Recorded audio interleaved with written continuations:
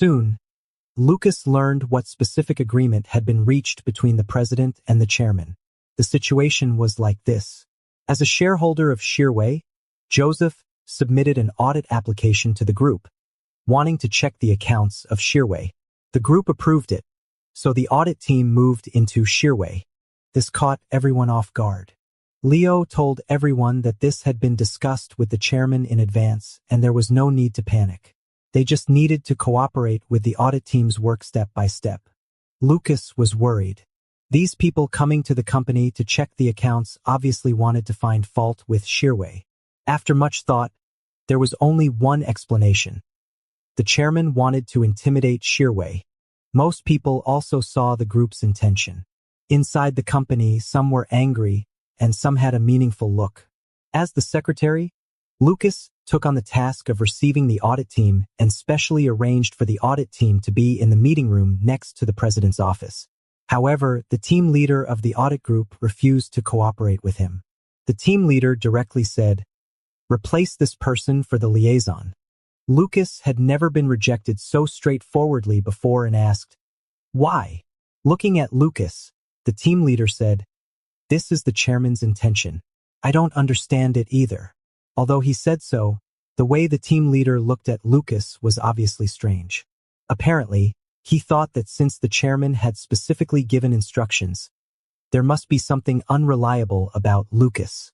Alexander had promised Leo not to cause trouble for Lucas privately, but it didn't mean he had no other ways to express his dissatisfaction with Lucas. When Leo learned about this, he wanted to lose his temper with the audit team, but was stopped by Lucas. Just replace someone to receive them. It wasn't a big problem and there was no need to offend the auditors. For the next period of time, the audit team took root in the company, determined to find a handle on Shearway. Leo didn't care. As long as the accounts were clear, they could do whatever they wanted. In fact, the audit really didn't find any major problems, but there were too many small places to nitpick. Just preparing materials over and over again made the colleagues in charge of the liaison work suffer a great deal. In the meeting room specially set aside for the audit team, the desktop is filled with various materials, almost piled up like a small mountain. Whatever they need, it has to be delivered to them within a few hours. Lucas can't directly help, but can only indirectly cooperate with other colleagues to improve efficiency and strive to send the audit team away as soon as possible. Lucas investigated the preferences of the team leader and learned that he likes to drink coffee from a certain shop during work. However, that coffee shop is near the group headquarters, so Lucas has been calling the same city errand service to deliver the coffee every day. He hands the coffee to his colleagues and asks them to pass it on to the team leader. At first, the team leader sneered at such flattering little gestures. After a few days, when he came to Shearway every day, there was always a cup of hot coffee on the table, which made his complexion much better and his attitude towards Shearway also softened a lot. On this day, Lucas still called the errand service early. Calculating the time, he estimated that the audit team should not have arrived yet. He carried the coffee and went to arrange the meeting room in person. Unexpectedly, there were already people in the meeting room. Several auditors came early and were chatting in the meeting room. Lucas had an idea and leaned against the door to listen to their conversation. "It's almost the Chinese New Year. When will this work here be finished?" "Who knows? They require us to find problems. But there are no problems. Isn't it making things difficult for us? You don't understand. The key is not whether there are problems or not. The key is that the group wants to establish its authority over Shearway. The longer we drag it out, the better the effect. I really don't understand. Shearway is doing well. Why does the group need to establish its authority? This is the feud among the leadership. It has nothing to do with us. By the way, how did Secretary Lucas offend the chairman? The chairman even came here in person to say hello and asked us to check him by the way to see if we can find any handle on him. I don't know. Maybe the chairman just doesn't like him. If he doesn't like him, just tell him to leave. It's not difficult for the chairman to get rid of a secretary from a subsidiary. Why be so roundabout? It's said that we don't understand the thoughts of the leadership. Just do our work well and don't worry so much. After listening, Lucas turned around. handed the coffee to a colleague coming towards him, and returned to his workstation with a heavy heart. The envelope from Ms. Elena is still in his hand. He hasn't opened it and doesn't know the amount inside. He was thinking of finding an opportunity to return the envelope to Elena, but now it seems that it's very difficult. He let out a deep sigh. Being asked to leave by both the chairman and his wife, he should be the first person in the industry. It was still early. Lucas sat at his desk and absent-mindedly swiped the phone screen. Suddenly, an advertisement popped up in front of him. Millions of enterprises are recruiting online to take your career to the next level. Today's big data advertisements are so intelligent. They even analyzed that he was going to leave his job and pushed recruitment ads to him. Lucas put his phone on standby irritably and picked up the document beside him to read. After flipping through it for a long time, he realized that he was looking at the employee handbook, and it happened to be the section about the resignation process. Lucas slapped the handbook on the table and took a deep breath. What was wrong with himself? Was he brainwashed? Leo's mood improved a lot. In the hospital before, Alexander put on an act of "the unfilial son is going to piss me off," and made all kinds of requests to him, just hoping that he would submit. After a series of bargaining between Leo and Alexander, Leo managed to get away. The first thing Alexander did after being discharged from the hospital and returning to the group was to send an audit team over. Leo no longer had any illusions about his father. Instead, he felt relaxed. If he didn't regard Alexander as his father but as an opponent, he would know how to deal with him. He was sitting in the office when Henry knocked on the door and came in. Henry didn't know exactly what had happened during this period, but he vaguely sensed that something had gone wrong in Leo's family. He said to Leo worriedly, "When will the audit team outside leave?" Leo was absent-minded and said, "I don't know either. How about creating some evidence for them to catch? When they are satisfied, they will naturally leave." Henry couldn't figure out for a moment whether Leo was joking or not. Leo looked up at Henry and said, "Well, if this method doesn't work, then what do you suggest?" Henry stood there, stunned and speechless. Only then did Leo let the poor assistant off the hook and said, "Don't worry about them. When the time is up, they'll naturally give up when faced with difficulties." Henry let out a sigh of relief and said, "What about the matters of Sure Xian's old department?" The matters that Sure Rue had been busy with were suddenly halted. The group's strategic changes were too rapid, leaving people caught off guard. Leo said, "There's still hope for that. Make preparations and don't give up." Encouraged by the president, Henry felt much more at ease. He wanted to continue asking, but suddenly heard Leo ask, "Have you ever arranged a romantic scene?" Henry was taken aback and couldn't keep up with the sudden change of topic for a moment. A romantic scene? What was this for? Henry asked belatedly. "Are you going to confess your love?" he said in disbelief and a loud voice.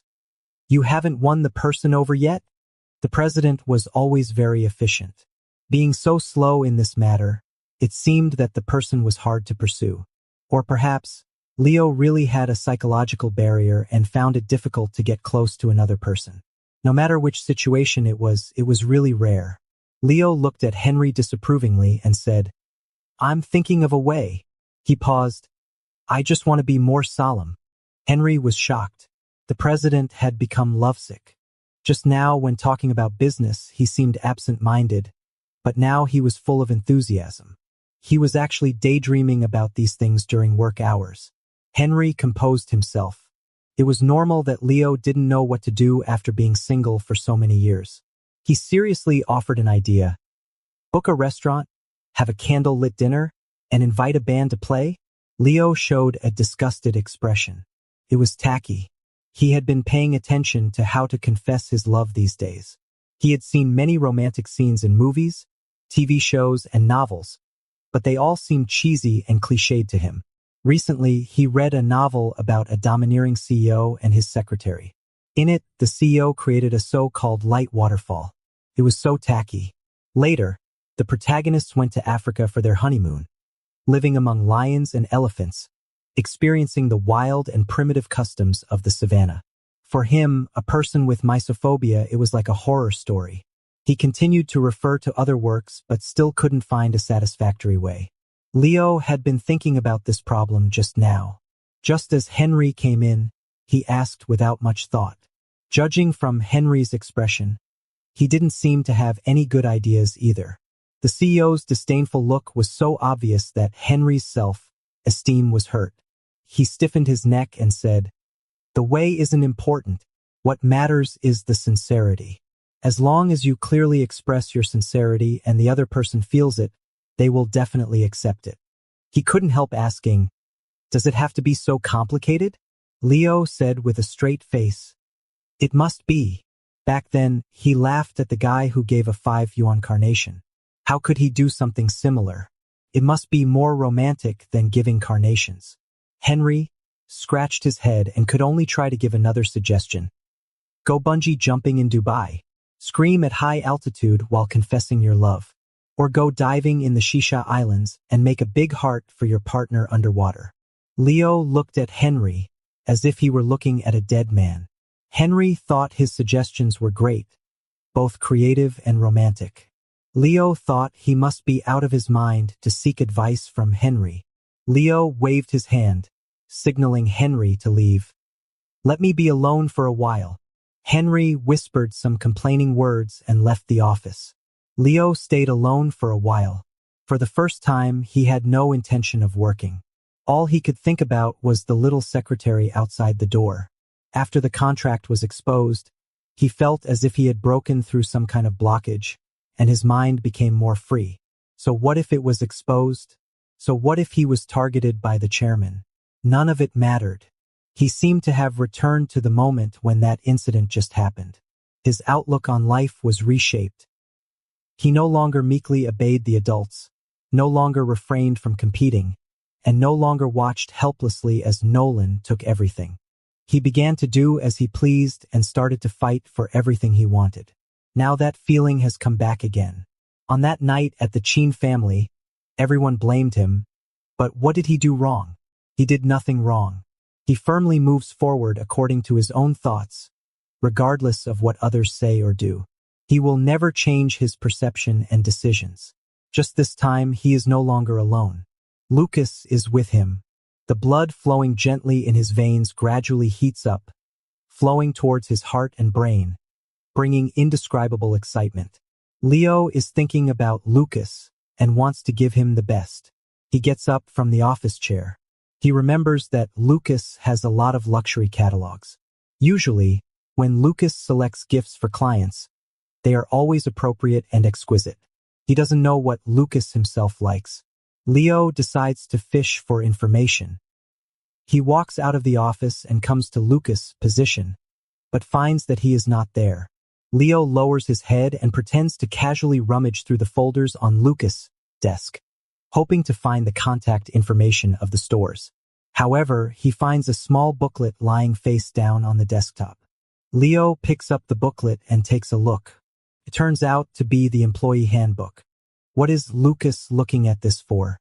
Contrary to Leo's high-spirited state, after the contract was exposed, Lucas is in a somewhat low mood. Although the president said not to care about anything and just be the same as before, he can't do it. The chairman and Ms. Elena constantly remind him with their actions that this matter is not over yet. Lucas has reflected on himself. Why can't he be as carefree as before? He can only conclude that his mindset has changed. In the past, he had no desires or pursuits. As long as he was paid, everything was okay. Now it's different. He begins to long for other things. Lucas sighs in his heart. These 2 days, the president's attitude has also been a bit strange. Lucas rarely finds him absent-minded. It makes people can't help but wonder if the president is secretly dealing with other troubles. Lucas couldn't put his mind at ease. He left work with something on his mind. Unexpectedly, when he entered the community, there was someone waiting for him again. These people all like to block him on his way home from work. Lucas looked at Joseph wearily and said, "Joseph, don't tell me that you happen to be around my place." Fortunately, Joseph didn't use the classic way of appearance of the rich, sitting in the back seat of the car and looking at Lucas through the window. Instead, he drove here by himself. At this moment, he was leaning against the car door, sizing up Lucas through his delicate glasses. It was the familiar scrutinizing look again. Just thinking that it was because of this meddling person that he and the president had been exposed, Lucas didn't have a good look on his face towards Joseph. Joseph said, "I came to see you specially." Lucas said mockingly, "I'm just a junior secretary. I don't think there's anything about me worthy of your attention, Joseph. Please go back." He paused for a moment and continued, "Also, please don't do things that violate people's privacy in the future." After saying that, he wanted to walk past Joseph towards his rental house. But Joseph stood up and said, "I'm here to see you today not because of Leo, but specifically for you." This statement gave people the creeps. Lucas said, "I've said that I don't need your concern, Joseph." But Joseph didn't listen. With his usual cold expression, he completely ignored Lucas's rejection. "Let's have a meal together." Lucas was both shocked and confused. Why didn't this person listen to advice? They weren't familiar with each other at all. Joseph added, "Let's talk about your future." Lucas was confused. What did his future have to do with Joseph? The two of them were at a stalemate for a moment. Lucas wanted to see what Joseph was up to and said cautiously, "We can talk, but it has to be at a place I choose." So the two of them sat down in a small shop at the entrance of Lucas's community. Joseph was dressed in a noble way, which was out of place in this shop. The diners beside him looked at him as if he were an alien. But his expression remained unchanged, as if he was never affected by external things, always calm and cold. He was really different from Leo. If it were Leo here, he would probably be so disgusted that he wouldn't even want to enter the door. Lucas was too lazy to beat around the bush and directly asked, "What on earth does Joseph want from me?" Joseph also got straight to the point and said, "Are you willing to switch jobs?" Lucas was taken aback. In this ordinary restaurant in an ordinary residential area, Joseph, who could turn the tables in the business world, asked him if he wanted to switch jobs. Lucas asked, "What?" Joseph said, "You heard me." Lucas did hear it, but he just couldn't believe it. This was not a good place for a conversation. It was mealtime and it was too noisy around. Joseph's demeanor was out of place here, attracting too many people's gazes. But Joseph remained calm and composed, even more at ease than Lucas. He said, "You're in a bad situation now." Joseph used a positive statement and Lucas had no way to refute it. Joseph knew everything and was good at analyzing information from surface phenomena. Lucas knew he couldn't hide his affairs from him, but he didn't know why this person paid so much attention to him. Lucas said, "I'm just a secretary and don't meet Joseph's requirements for talents." Joseph said, "You don't need to belittle yourself. Many people can't even be a good secretary." The part-time girl in the restaurant poured free tea for the two of them and curiously peeked at Joseph. Joseph remained unfazed and continued to say to Lucas, "After that incident, both Alexander and Elena are putting pressure on you. They won't allow someone who has deceived them to continue working in their company. As long as you don't leave, they will keep pressuring you." Mentioning this incident, Lucas got angry. He smiled and said, "Isn't this all thanks to Joseph? If it weren't for Joseph, how would his affair with Leo have been exposed? If it hadn't been exposed, none of the subsequent situations would have happened." Joseph adjusted his glasses and said, "I just did what I should do." His expression was calm and his tone was steady. "If you were in my position, you might have done even more than me." Lucas understood this truth, but still couldn't agree with Joseph. He said, "Since that's the case, our positions are naturally opposed. Why do you want me to switch jobs?" Joseph looked at Lucas and said, "These are two different things. Our positions are opposite, but I value your ability. There is no relationship between these two things." Lucas finally understood Joseph. Just as Leo said, this person was a machine, only knowing how to analyze data and having no feelings in his heart. He dealt with things according to his own set of behavioral logic and didn't care about human relationships. In his eyes, Leo was his enemy. It was natural for him to do some hostile things. After that, he came to talk to Lucas without any burden because he thought that as long as he poached the enemy's subordinate, he could continue to use him. Lucas quite admired people like Joseph to some extent. This person only had interests and efficiency in his heart. Joseph said, "Alexander and Elena are persuading you to leave. You can consider coming to my side." He looked at Lucas. When investigating your matter with Leo, I found that you handled the reception work flexibly. My team needs someone like you. If you join us, I can offer a very high annual salary. You don't have to be a secretary anymore. I'll give you a higher position. Joseph had always been rational and calm, and Lucas also calmed down. He said indifferently, I refuse. Joseph asked, why? As he spoke, the group chairman is forcing you. It's difficult for you to continue working in the current company. I'm offering such good conditions.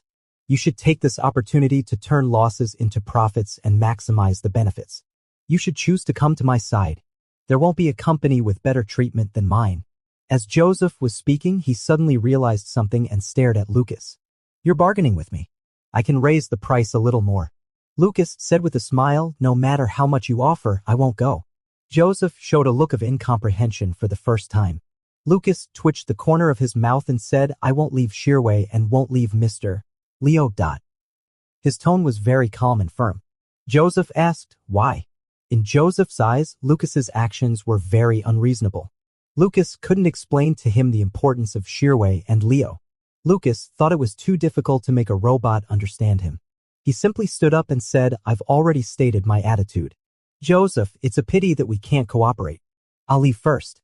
Although Joseph didn't understand, he could analyze the key to the matter. He said, you're not leaving because of Leo. After thinking for a while, he said, it's normal for an old employee to be nostalgic. Lucas stopped in his tracks. Joseph continued, emotions are too flimsy a way to maintain relationships. What if you can't stay at Shearway? Then your options will be limited and I may not be able to offer you such a high price. Lucas looked deeply at Joseph and said, you must not have any relatives or friends, Joseph. This time it was Joseph's turn to be stunned. Lucas was too lazy to argue with him and said, anyway, I'll never job hop. You can forget about it. After saying that, he walked out of the small shop. Lucas entered the community and soon got home. He didn't have dinner and had no appetite. He took a shower, dried his hair, lay in bed, looked at the doll on the cabinet beside him and murmured, Mr. Leo, others are trying to poach me. You have to keep an eye on me. Lucas didn't tell Leo about Joseph coming to him. He couldn't tell his boss that someone wanted him to job hop. If Leo knew, he'd be furious. The people in the audit team hadn't left Shearway yet. They couldn't find any flaws in Shearway's accounts, so the atmosphere began to relax. They drank the coffee provided by Shearway every day and even started chatting and laughing with the people at Shearway. Just when everyone thought victory was in sight and the audit team was about to give up, the team leader suddenly notified Lucas to go to the meeting room for a talk. Lucas was surprised but still cooperated and went. In the meeting room, the team leader asked him if he had any extra income in the company. Lucas immediately understood. He replied with a straight face, whether I do or not, you can just check and find out. The team leader said seriously, please cooperate with our work. If you don't, we'll assume you have something to hide. Lucas smiled and said, you know better than me whether I have something to hide. If you really found something, you wouldn't call me in for questioning.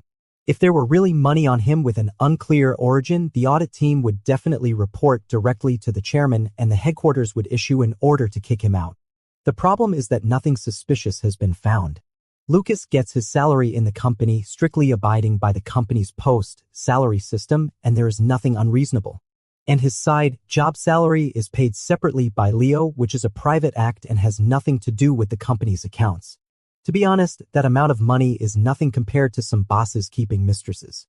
The team leader said, it's better for you to confess on your own than for us to find out. Lucas smiled and said, then please continue your investigation. I still have work to do, so I won't accompany you anymore. Lucas walked out of the meeting room. His colleagues asked him about the situation. He smiled and replied, it's just a routine inquiry. It's okay. He walked back to his seat and sighed silently in his heart. Leo was out on business today. The audit team deliberately chose the time when Leo was not around to question him, just to threaten him. It should be the instruction of the chairman. Alexander can't tolerate him staying in Shearway any longer. Lucas sat on the chair, a bit tired. He forced himself to cheer up and immerse himself in work. Just then he received a message from Elena. Elena sent several contact information of HRs from other companies and asked, what do you think of these companies? That's amazing. They are all well-known big companies. If he goes there, the treatment won't be bad. Lucas couldn't just ignore it, so he could only reply to Elena, no, madam. I still hold the same attitude. Elena wasn't in a hurry either and said, it's okay. You can continue to think it over slowly. Lucas was helpless. Why don't these people understand that he won't leave Sheerway voluntarily unless Leo gives the order? The side business has ended and his strategic alliance with Leo has dissolved. Now they are just simply in a superior subordinate relationship. Lucas feels that the distance between him and Leo has grown. He often doesn't know what the president is doing. The reason he can withstand the pressure from the chairman and the wife is that he believes in Leo. If Leo also wants him to leave his job, he doesn't know what to do. Lucas was startled by his own thoughts. It must be because of the excessive pressure recently that he actually made such an assumption. The president will definitely not abandon him. Lucas closed the dialogue box, put down his phone, and silently started working. Leo didn't return to the company the whole day today. When it was time to get off work, Lucas left the president's office and walked downstairs, preparing to drive back. Just as he arrived at the garage, he received a call from an unknown number. Generally speaking, Lucas never refuses calls from unknown numbers to prevent missing important matters. He pressed the answer button and a familiar yet strange voice came from the phone. "Have you thought it over?" It was actually Joseph. Regardless of how Joseph got his phone number, he asked in disbelief, "Joseph, are you pushing so hard?" Joseph said, "So you haven't thought it over yet? Then let's continue talking." Lucas was speechless. He couldn't communicate with this robot at all. He emphasized again, "I've clearly rejected you." Joseph still wouldn't listen to others. "I can't understand the reason for your rejection, so I want to hear your opinion again." In Joseph's eyes, no employee can withstand the pressure and not resign when being ostracized by the chairman. And after Lucas leaves his job, the best place for him to go is to his place. Joseph couldn't think of a reason for Lucas to reject him, so he came again. Whether Lucas is playing hard to get or not, he is willing to offer a higher price. Just as Lucas was about to speak, Joseph said, "I'm near Sheerway Technology." Lucas was almost scared out of his wits. If his colleagues saw the boss of Gene come to him privately, he really wouldn't be able to explain himself. Lucas said, "Calm down and don't come here." Joseph said, "In ancient times, to seek worthy scholars, people visited their homes 3 times. I'm far from reaching that level. There is no such thing as giving up in my dictionary." Afraid that this person would really come 3 times, Lucas thought he must make things clear this time, so he said, "Well, let me choose a place and we'll meet there." Joseph said, "I'll pick you up." "No." Lucas was scared of him. "I won't take your car. This is my bottom line. If you don't even agree to this, I won't see you." Joseph pondered for a moment before finally agreeing. Leo was in the largest flower workshop in the city. Looking at the delicate and charming flowers in front of him, he frowned and said, "It's a bit tacky." The staff wiped the sweat off secretly and said, "These are giant statue of Liberty roses air freighted from Ecuador. They are the purest red roses of the highest grade, representing passionate love. They are not tacky at all." Leo pointed at the flowers and said, "Where are they giant?" "I can't tell at all." This wealthy gentleman had been here picking and choosing flowers for an hour. The staff had never seen such a picky person. If he hadn't paid the deposit generously as soon as he came, they would have been unable to cope. The staff said, "These are all unawakened flowers. When we load them onto the vehicle, we will surely make them bloom to their fullest." Leo picked for a long time.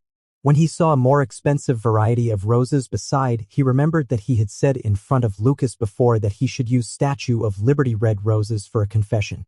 So he drove here in person today to buy flowers and fill his car with passionate flowers.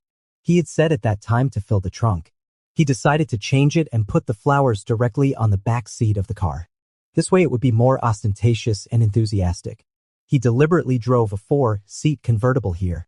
He would put all the roses on the back seat and he and Lucas would be surrounded by a sea of flowers. Just imagining this scene made it seem perfect. Leo asked the staff, "How long will it take to get it done?" The staff replied, "You can come tomorrow." Leo asked again, "Will you start arranging them now?" The staff nodded and said, "Yes, we'll start soon. Then I'll watch you work for a while." Leo was still worried. "I'll be the supervisor." While watching the greenhouse staff make the arrangements, Leo remotely arranged other matters on his phone. Suddenly, he received a call from Ivy in the middle. Leo switched to a professional tone and asked, "What's up? What's the matter?" Ivy hesitated and said in a hesitant tone, "Mr. Leo, there's something I need to report to you." Leo stared at the staff transporting large bundles of fresh flowers on trolleys. The bright red flowers connected into one piece, finally giving a feeling of rosy clouds rising and red waves surging. Admiring the sea of flowers with satisfaction, Leo casually said, "Just say what you want to say." Only then did Ivy say, "Well, I'm quite familiar with some headhunters.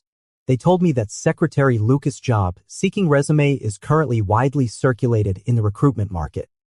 Leo paused and said in a deep voice, "Tell me in detail." Ivy then said, "Normally, this wouldn't happen if one doesn't actively contact headhunters to express the intention to change jobs." She cautiously asked Leo, "Is there something wrong with Secretary Lucas? Maybe he's not satisfied with the current situation." Ivy put it very euphemistically. Judging from this sign, Lucas might not want to stay in the company anymore and wanted to change jobs.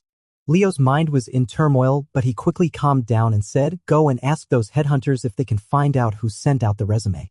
Ivy suddenly realized that as soon as she got the news, she immediately called Leo and didn't have time to verify the source of the news. Ivy, the former secretary of the president and now the personnel supervisor, said on the phone, "I'll investigate right away." Leo hung up the phone.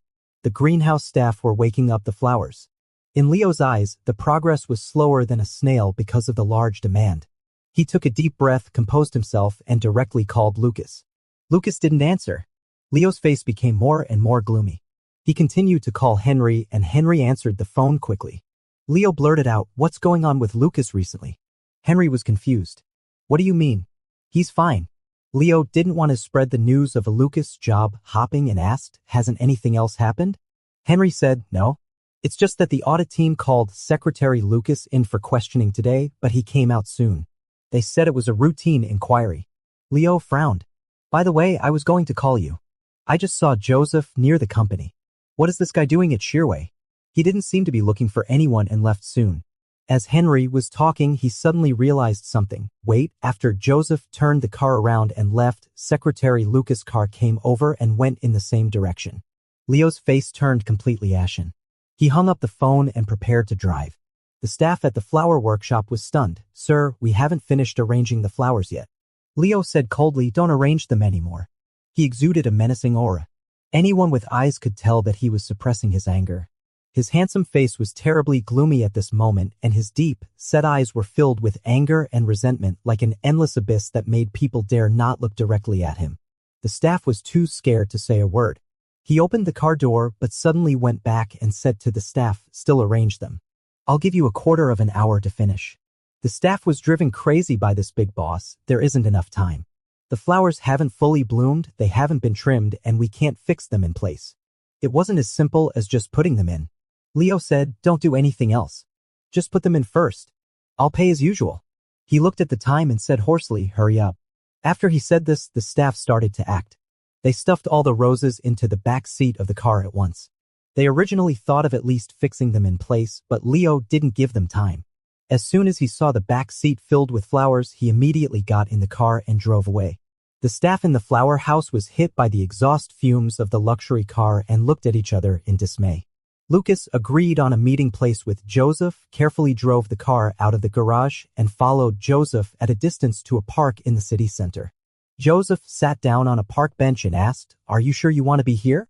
It was mid-winter evening, open air, and the cold wind was howling. Obviously, it was neither a good season nor a good place for a conversation. Lucas didn't dare to sit next to him. Standing aside, he said, "It's quite nice here. It's cool. The colder it is, the more concisely one can speak. Moreover, being in public is actually the best cover." Joseph adjusted his glasses and looked at him seriously. Lucas pulled up his collar, trying to keep himself warm, and said, "Joseph, I'll clarify my attitude again. I won't leave Shearway voluntarily. Stop wasting your efforts and stop looking for me." Joseph said, "There's no need for you to keep insisting. The chairman is forcing you to leave. Why do you want to stay? The more you do this, the more Alexander won't let you go." How could Lucas not think of these things? But he didn't want to leave Shearway and didn't want to leave Leo. Joseph knew what was on his mind and said, "Leo can protect you once, but not every time." Lucas fell silent. As an investor, Joseph was also good at persuasion. He said, "Let me analyze the current situation of Shearway for you. After this incident, Alexander has become more and more distrustful of Leo. He needs to re-establish his prestige in front of Leo, and you are the best starting point. If Alexander and Leo continue to consume each other like this, both the Bangtian Group and Shearway technology will be severely damaged. Do you still want to stay in such an enterprise?" Joseph concluded it has no future. Lucas got a bit angry after hearing this. "It's not as serious as you said. Mr. Leo will definitely find a way to solve this problem and Shearway will thrive. Looking at Joseph, he said, "You're also a shareholder of Shearway. Don't you want Shearway to increase its profits? Why are you even speaking ill of Shearway?" Joseph looked at Lucas and said, "I'm an investor. I don't necessarily need the enterprise to make a profit to make money. Sometimes, the more chaotic the enterprise is internally, the more money he can make." Lucas said, "Then we just have different ways. Joseph, our concepts are completely opposite. If I work under you, I won't be happy. So please leave me alone." Facing Joseph, he bowed slightly and said, "Joseph, you're used to being a boss. Maybe you don't know that we workers don't only care about the pay. When the salary meets the expectation, what they care about is the working environment. Who doesn't want a harmonious and friendly environment?" For him, Shearway is such a place now. Although it's a bit busy, the work is pleasant and the colleagues are friendly. He's very satisfied. All these were created by Leo. Leo spent a lot of effort reorganizing the president's office and solving the remaining problems which made the president's office prosperous. Lucas said, "The current president's office of Shearway meets my ideals. The difficulties the chairman has put in my way are not enough to make me give up my job. Moreover, I'm willing to follow my superior." Lucas was very firm. His eyes were clear. The cold wind was a bit biting, making the tip of his nose turn red, yet he stood upright as straight as a young tree. He continued, "My superior has been very kind to me. He groomed me himself and has shown me the kindness of recognition. If Leo hadn't transferred him from the administrative department to the president's office back then, he wouldn't be who he was today. I have confidence in Shearway and Mr. Leo. They won't be as you described and will surely overcome the difficulties." Lucas bowed again and seriously said to Joseph, "Joseph, I'm honored to receive your invitation, but I still have to decline. I know you might think I'm ungrateful. I'm willing to take responsibility for my decision. If I end up in a bad situation and can't find a job in the future, it's my own business." Having said that, Joseph, who considered himself a civilized person, said, "In that case, I can only express my deep regret." Lucas let out a sigh of relief. Seeing his reaction, Joseph said, "Are you so afraid of me?" Lucas thought to himself, "I'm not afraid of you. I'm afraid of our president." But there was no need to explain these things to Joseph. Just as Lucas was about to say goodbye to Joseph, his phone rang. Lucas took out his phone and almost dropped it on the ground. Why did Leo call him suddenly at this moment? With Joseph beside him, Lucas felt guilty and didn't dare to answer the call. He secretly muted the phone and planned to call Leo back later. Joseph saw his action and asked, "Not going to answer it?" Lucas felt uncomfortable being stared at by Joseph. He always felt that he couldn't hide anything from this man. He said, "No, I'll deal with it later." He cleared his throat. "Joseph, since I've fully expressed my attitude and you've accepted it, I'll take my leave now." Joseph's expression remained as cold and calm as ever, showing no emotion, but he said, "Even if the deal falls through, the friendship remains. How about having a meal together?" Lucas had been startled by this man several times and his heart couldn't take it anymore. He waved his hands repeatedly and said, "No, thanks." He rubbed his arms embarrassedly and said, "It's quite cold here. Let's leave early." Only then did Joseph stand up, looking calm and composed. "Let's go." The two of them walked out of the park together. Joseph said, "Let me give you a ride." Lucas said again, "Really, there's no need. My car is right nearby." Joseph said, "Don't you think you've refused me too many times?" Lucas also felt a bit embarrassed.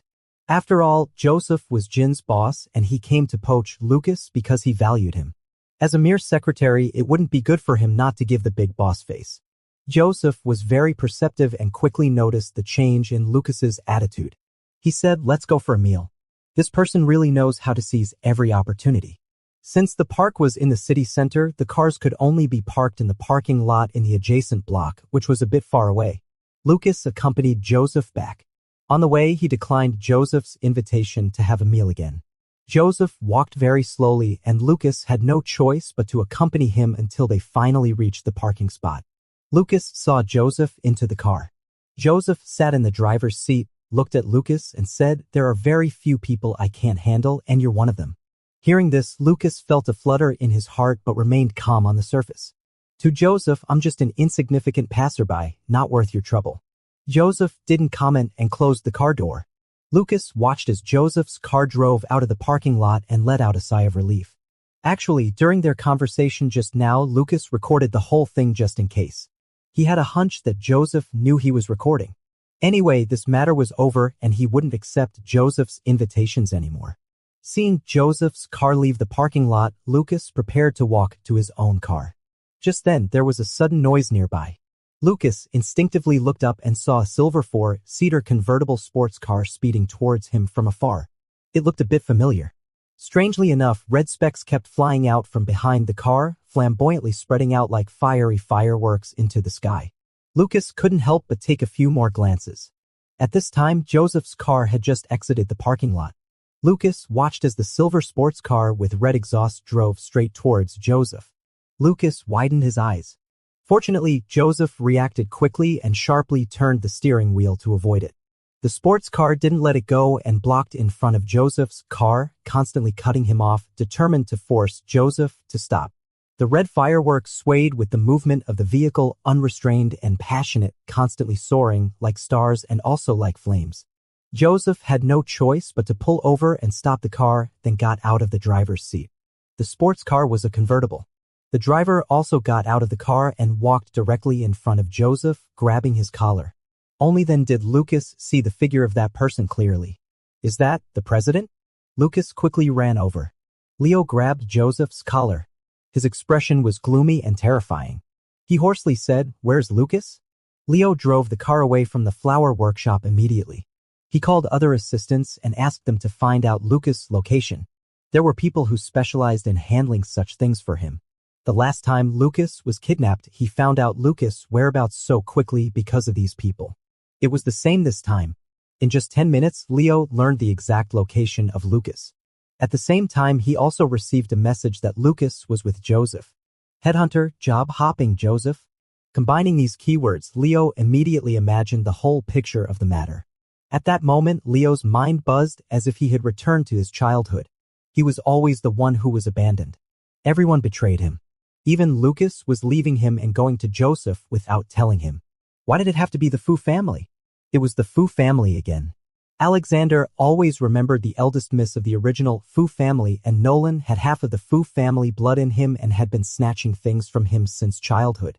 Now even Lucas was going to be snatched away by the Fu family. Leo was driving the car with chaotic thoughts and his head was throbbing. He drove the car to the destination by instinct and stopped Joseph regardless of everything. Joseph was suddenly grabbed by the collar by Leo and frowned slightly. Leo said, "How dare you have designs on my people?" His eyes were blood red and his whole body was full of hostility, as gloomy as ink and as fierce as a knife. Joseph adjusted his glasses that had been askew by Leo and said, "Your company is the one that ostracized him. I just cherish his talent." Leo was out of control at first, but when he heard this, he paused. At this time, Lucas rushed up, grabbed Leo's arm and shouted, "Mr. Leo, it's a misunderstanding. Nothing happened." Lucas didn't know how much Leo knew or what was on his mind. Regardless, he decided to explain first. Leo's movements slowed down. Joseph took the opportunity to break free from Leo's grip, straightened his collar, looked at the car beside him and said, "You're crazy." If he hadn't dodged just now, the two cars would have collided. In Leo's mind, reason and impulse were pulling at each other.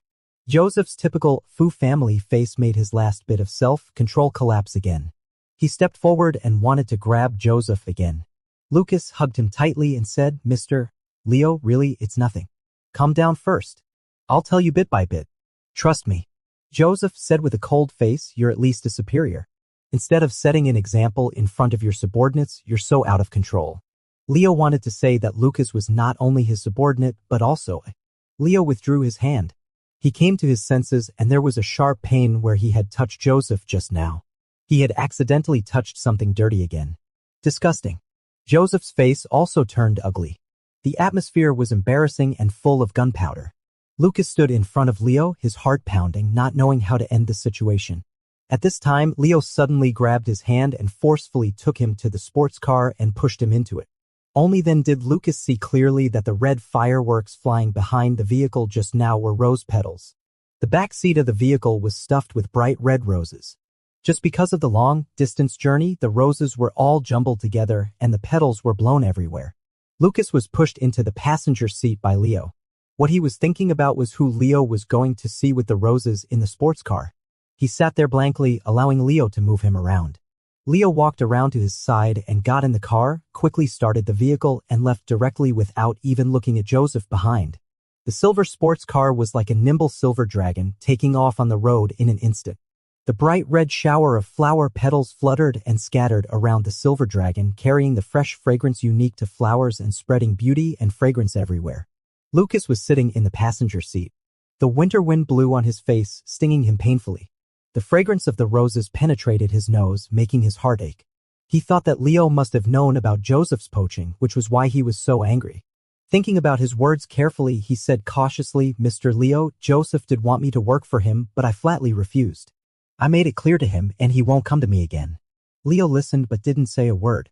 Lucas squinted his eyes because of the wind and could only say, "I didn't want to change jobs." The words job hopping stimulated Leo's nerves. He said, "Didn't I give you enough? Did I treat you badly? Why on earth did you have to approach Joseph?" Leo sneered. "Are you doing this on purpose? If you want to leave Shearway, just say so. Contacting Joseph in private, is it just to slap me in the face?" Lucas's mind went blank. Leo simply didn't listen to his explanation just now. He said nervously, "I didn't. I never thought of leaving Shearway." Leo said, "You've already sent your resume to headhunters. How can you say you didn't think about it?" Lucas blinked and said, "I didn't. I didn't do such a thing." He tried hard to defend himself and stammered a bit. "It's not that I want to leave. Someone wants me to quit. I don't want to, but everyone is forcing me." Leo's relationship with his family was already bad enough. Lucas didn't want to stir up trouble in his family, so he never told Leo about Elena's private visit to him. He thought that as long as he firmly refused, Ms. Elena would give up. But things didn't develop as he had imagined. He didn't care about others forcing him, but just now when he heard Leo questioning him like that, Lucas's state of mind suddenly collapsed. The grievances and pressures of these days rushed into his heart like surging tides and could no longer be suppressed. "The madam came to me and persuaded me to resign voluntarily. The chairman asked the audit team to make things difficult for me and wanted to get me fired. Joseph said I was no longer suitable to stay at Shearway. But I never wanted to leave. I really didn't want to resign." Lucas tried his best to defend himself. "I also didn't contact any headhunters. I didn't do it." Lucas considered himself quite eloquent, but now he seemed to have lost his ability to speak. His words didn't make sense, and he could only repeat, I didn't. I can swear." He paused, suddenly remembered something, and felt around for his phone on his body. "I have evidence. I have the chat records with the madam, and colleagues have seen the audit team calling me for a talk. And just now I recorded my conversation with Joseph." He wanted to take out his phone but couldn't succeed. His fingers were trembling so much that he couldn't use any strength. "Mr. Leo, I'll show you my phone." As Lucas said this, he finally took out his phone but didn't hold it firmly. The phone slipped from his fingers and fell in front of the car seat. Lucas bent down and groped under the car. He didn't find the phone but touched the floating rose petals. The freshly fallen petals were tender and soft, feeling damp to the touch, full of vibrant vitality. Such a large number of flowers must be very expensive. I wonder which lucky person will receive such beautiful roses. The more he thought about it, the more miserable he felt. With a trembling voice, he said, "It's a pity for these flowers. Are they going to be given to someone? I hope the recipient won't dislike them." He still wanted to continue looking for the phone when Leo pulled the car over to the side of the road and stopped. Then Leo hugged Lucas tightly and pressed his head against his chest, saying in a suppressed voice, "Sorry." Leo's arm was also a bit shaky and his voice was hoarse. "These flowers are for you." Lucas was stunned and just stared blankly in Leo's arms. First, Leo actually said sorry to him. He thought there was no such word as sorry in the president's dictionary. Second, were these roses for him? Lucas was confused again. His current mood was the same as the last time when he found out that Leo wanted to kiss him. He couldn't understand what the president meant and didn't dare to think too deeply. After a while, Leo let go of Lucas and looked into his dark and bright eyes. Those eyes were covered with a faint mist, hiding the grievance inside, which made Leo feel heart ache. Leo stroked his eye sockets and said, "I know everything. I apologize to you on behalf of my family." Since the matter of the contract was exposed, Leo had only Lucas in his heart during this period. His emotions were in a daze and he ignored other things. If Alexander were well behaved, he wouldn't be Alexander. Leo didn't expect his mother to get involved either. Besides being surprised, he was extremely annoyed. And Joseph. These people were taking advantage of the situation, which was extremely despicable. The most despicable one was himself. He didn't protect Lucas well, leaving his little secretary to face this difficult situation alone and suffer so much grievance. Lucas repeatedly emphasized that he didn't want a job hop, which showed his attitude. He was absolutely loyal and had never betrayed. Leo's heart was about to break. Lucas didn't abandon him, yet he still doubted Lucas. Leo said, "It's my fault. I didn't notice." Lucas felt a tightness in his throat. That's just how people are. When alone, one thinks they're extremely strong and capable of anything. But once someone dotes on and spoils them, they instantly become weak and can't help but show their vulnerability and grievances in front of this person. Because he knew that acting coquettishly would work in front of Leo. Lucas murmured, "I'm okay." He smiled at Leo and said, "As long as you believe in me." Leo looked into Lucas's moon-like eyes and couldn't help but hug him again. At this time, the wind blew. The winter wind carried bright red petals and rushed towards them, scattering the fragrant flowers on Lucas's head. Lucas reached out and picked a petal from the top of his head and asked, "What on earth is going on with these flowers?" Leo coughed and said, "I originally wanted to fill the back seat with them and bring them to you. But then I got a call and heard that you were with Joseph. I didn't have time to fix the flowers before driving over." The two of them looked towards the back seat together. They saw that a large number of roses had been blown about by the wind, all jumbled up and squeezed together in a mess. Some of the flowers had been completely blown open, with only a few petals hanging forlornly on the stems. Some hadn't bloomed but were squeezed into a wrinkled mass, looking like a ball of paper. Leo didn't look happy. This desolate scene after being ravaged by the wind was clearly not in line with his expectations. Lucas blinked and asked, "Why did you give me flowers?" Leo was silent for a moment and said, "Didn't I say before that it's only romantic when the trunk is filled with red freedom roses?" Lucas was stunned for a moment before he remembered that a long time ago someone had gone on a blind date with carnations and was severely disliked by Leo. At that time, Leo had said that true romance was filling the trunk with red roses. But this isn't the trunk. Lucas was still being stupid and asking silly questions. Leo said gruffly, "Isn't the back seat even better? Sports cars don't have trunks." Lucas, "Oh. So why did the CEO play a romantic gesture and give him roses?" Lucas wasn't that stupid. He gradually realized what was going on and his face started to turn red. He stared blankly at Leo, waiting for him to speak. Leo opened his mouth and his face was unusually a bit warm. He said, "Well, do you know the meaning of the rose's flower language?" Lucas couldn't help but say, "Mr. Leo, you're so sly. Why are you throwing the question back to me again?" Just as the two of them stood face to face with blushing faces, someone called them from behind. "Hey, did you guys arrange those flowers on the road?" The two turned around and found it was a traffic police officer. The traffic police officer asked the two to get out of the car and explain. Soon after, the urban management officers also came. The two groups of people seriously criticized them. Just because you have money doesn't mean you can waste it like this. You're also ruining the city's appearance. It's so difficult to clean up these petals on the road, and they might even fly onto the front windshields of the cars behind, disturbing people's vision and causing traffic accidents. Leo had never been lectured in public before. He tightened his lips and said, "I didn't think it through. I'm sorry." He took out his phone and said, "I'm willing to pay the fine." The traffic police officer glared at him and said, "We know you're rich." Just by looking at Leo's outfit and the car, it was obvious that this man was very wealthy. The traffic police officer looked at Lucas, who was standing obediently beside him, and said, "It's understandable to have some fun between young lovers, but don't interfere with traffic safety and the city's appearance, okay?" Lucas blushed with shame and nodded obediently. Seeing this, Leo said to the traffic police officer, "It was all my idea. I did it alone. It has nothing to do with him." The traffic police officer said teasingly, "You even know how to protect your little boyfriend." He said to Lucas, "From now on, you have to take on the responsibility of supervising your boyfriend, okay? Don't let him do whatever he wants." Lucas felt even more ashamed and whispered, "I know." Leo pinched the space between his eyebrows. He also regretted creating such a situation and admitted his mistake to the traffic police and the urban management officers. Seeing that they had a good attitude of admitting their mistakes, the traffic police officer decided not to fine them this time. He ordered them to dispose of the flowers in the car and stop scattering them around like a fairy. Leo promised that he would handle it properly, and then the several law enforcement officers left. Finally, only Leo and Lucas were left standing by the roadside. Lucas felt inexplicably extremely embarrassed. It wasn't his car, and he didn't arrange the flowers, but he still felt very ashamed. He looked at Leo and asked, "Mr. Leo, how should we handle this?" Leo was also very troubled. He made a phone call on the spot to call someone over to clean up. The bright red flowers were like red liquid, staining every part of the silver sports car. It looked in a complete mess. Leo looked at the chaotic scene in front of him with a mix of annoyance and disappointment. All the plans were disrupted and the arranged scene didn't present perfectly. Only this kind of mess was left for Lucas to see.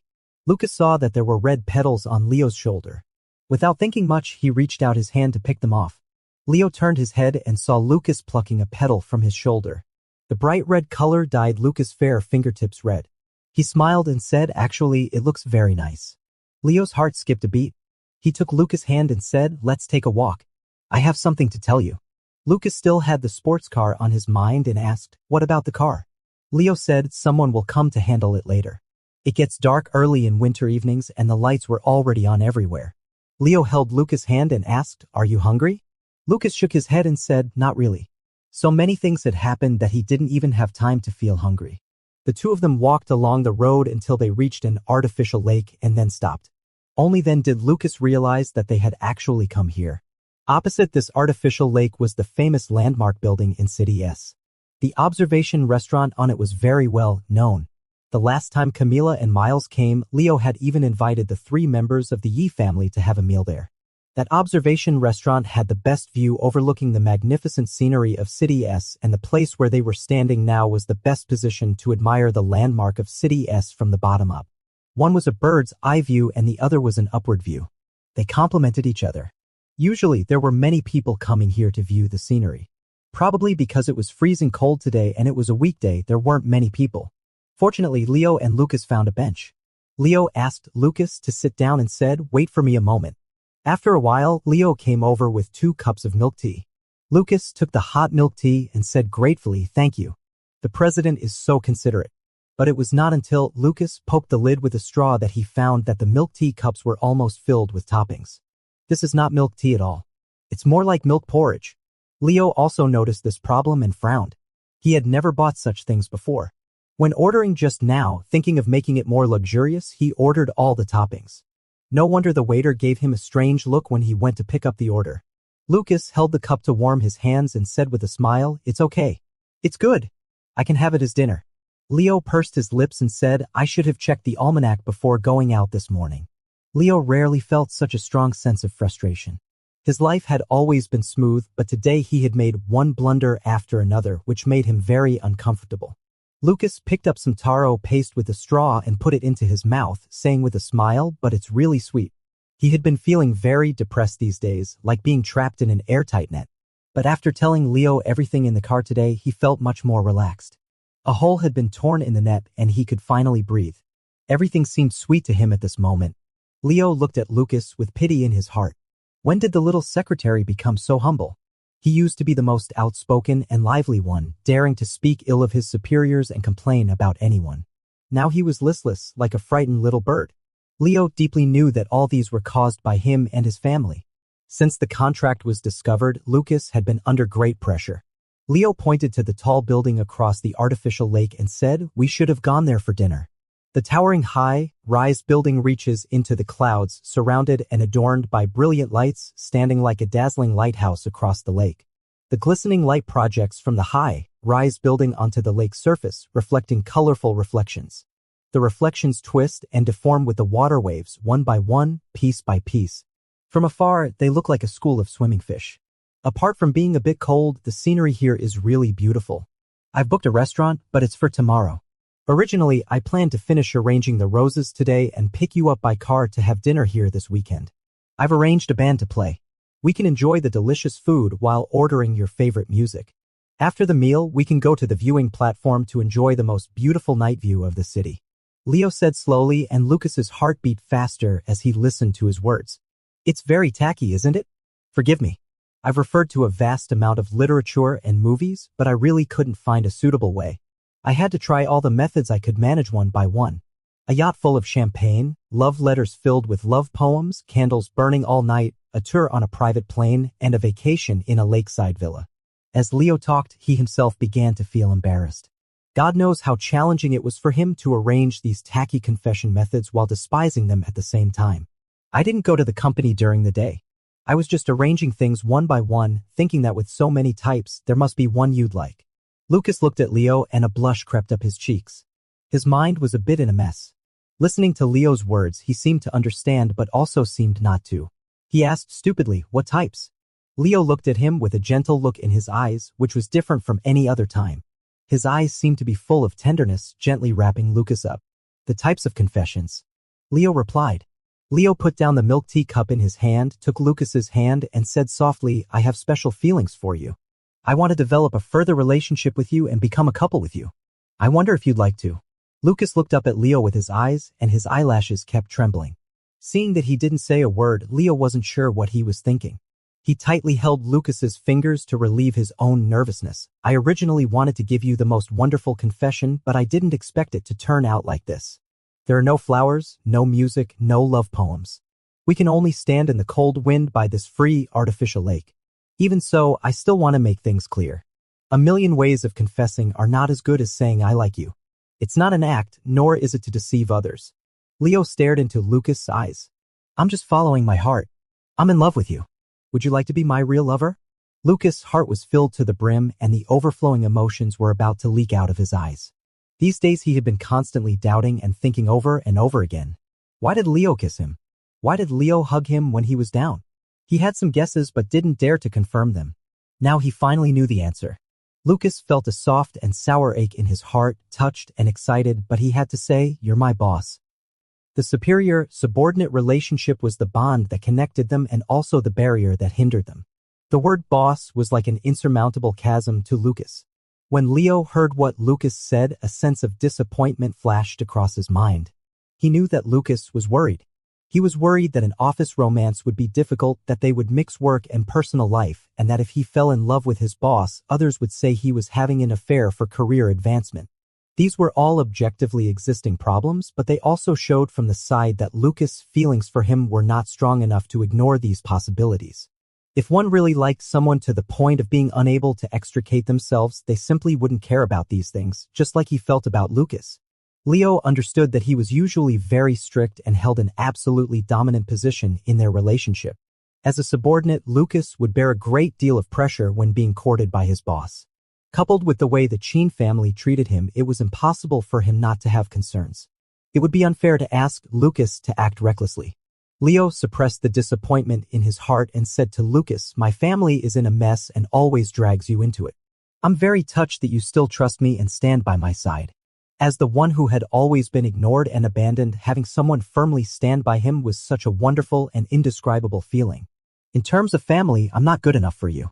Lucas was startled and wanted to say something, but Leo shook his head, signaling him to keep listening. "And in terms of work, I assure you that whether you accept me today or not, there will be no changes in the company." Leo said, "I want to keep you by my side for a few more years, not only because of personal feelings but also from the perspective of talent cultivation. You should be more confident.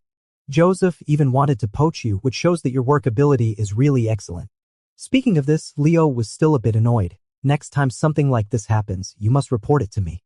During the confession, Leo suddenly switched to a commanding tone, which made Lucas couldn't help laughing. Lucas didn't dare to believe the assurances made by others, but he didn't doubt Leo's words at all. The president always keeps his word. Seeing Lucas smiling, Leo said gently, "So, I know all your concerns. I also know that there will be many difficulties in being with me. But give me a chance, okay? Let's try slowly and solve the problems little by little." Lucas's eyes softened. The president always considers issues thoroughly and is extremely considerate to him. If they were in a relationship, he would definitely be a caring boyfriend. Lucas always thought that the most unlikely romantic partners in the world were superiors or leaders. Unexpectedly, now he was crazy about his superior.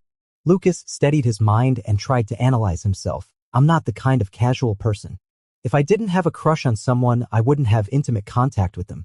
Lucas recalled the past. He and Leo had lain in the same bed and he had allowed Leo to hug him. If he didn't have a little affection, he couldn't have done it even for the sake of acting. He didn't reject Leo and even liked to get close to him. "I understand, I get it all," Leo said. He understood that Lucas was trying to express his affection for him, and he also understood that Lucas could only do this much. There were still too many knots in the little secretary's heart which couldn't be untied overnight. But it didn't matter. It was enough. Lucas himself didn't even notice that sometimes he was like a little animal following Leo around and doing whatever Leo said, being extremely obedient. This kind of whole-hearted trust and dependence satisfied Leo. Leo thought that he still had a long time to make Lucas more dependent on him until Lucas couldn't do without him. Leo suddenly thought of something and said to Lucas, "Wait a moment. Maybe the time can be changed." He walked aside to make a phone call. No one knew who he was calling or what he was saying. The light was projected onto the lake and the lake reflected these rays back. Unfortunately, the reflected light was still too dim. Coupled with the fact that there were few pedestrians in winter, perhaps to save electricity, many street lights were not on and it was very dim by the lake. Under the cover of the night, Lucas gazed at Leo's broad back, feeling a mix of sweet and sour emotions and still a bit in disbelief. His boss had confessed his love to him. Oh my God, Lucas thought he was dreaming. The wonderful dream continued. Leo came back after the phone call and said, "They said it's okay. It should be sorted out soon." Just as Lucas was about to ask what was being sorted out, the area around him suddenly lit up. Originally, there were only the projections of the neon lights from the high-rise buildings around them. But in an instant, all the landscape lights were turned on, shining brightly, and the world became resplendent. Lucas opened his eyes wide and stood in the ocean of light, asking Leo, "What is this?" Leo cleared his throat and said, "In my plan, after we have dinner tomorrow, we might come here for a walk. So I contacted the management department here in advance and rented their lighting equipment. I just called them to ask if it could be advanced by 1 day and they agreed." God knows, among all the confession scenarios, Leo despised the lighting arrangement the most, thinking it was tacky and vulgar. Unexpectedly, fate played a trick on him and he still used it. The landscape lights were twinkling. The trees beside were covered in a glorious glow competing with the sparkling lake water. It was gorgeous and beautiful, even comparable to the neon-lit high-rise buildings across the lake. At this time, the speakers by the lake started playing music, a classic old love song, Casablanca. The melodious melody surrounded them. Lucas asked, "Did you arrange this too?" Leo couldn't stand it anymore and said helplessly, "No, probably it's a complimentary service." It was so tacky that he could hardly bear it. Seeing his expression, Lucas couldn't stop laughing. In Leo's life, such an embarrassing moment was rare. He hugged Lucas tightly to prevent Lucas from noticing his embarrassment. "Stop laughing," Leo said sternly. But Lucas simply couldn't control himself. He thought the president was so cute. It was the first time he discovered such a cute side of Leo. Leo hugged Lucas tightly. To hide his emotions, he said firmly, "From now on, I'm pursuing you. You must accept my pursuit. I'll take care of all the obstacles and difficulties that may arise. You should give me a chance and some time. Got it?" One day he would make a perfect transformation from a boss to a lover. Lucas clung to Leo's back and kept nodding. His voice was a bit muffled. "Okay." He always obeys the president's words. Whatever the president says goes, and this time is no exception. The two embraced by the artificial lake. Opposite them stood the most imposing building in the city, and around them were the dazzlingly lit trees. The gentle and affectionate love songs surrounded them like gentle flowing water. From time to time, people passed by and turned their heads to curiously look at them, but it didn't make them part. After a while, Leo said, "I want to kiss you." How direct. He just said he was in the pursuit stage. It's too fast to make a move so soon. Lucas shyly burrowed into Leo's arms. Leo loosened his embrace a little and used his hand to lift Lucas's chin, forcing him to look up. Lucas closed his eyes in fright. The cute and gentle look of the young secretary made Leo extremely eager. Looking at Lucas's long and thick eyelashes, he followed his heart and lowered his head to kiss the lips he had been longing for.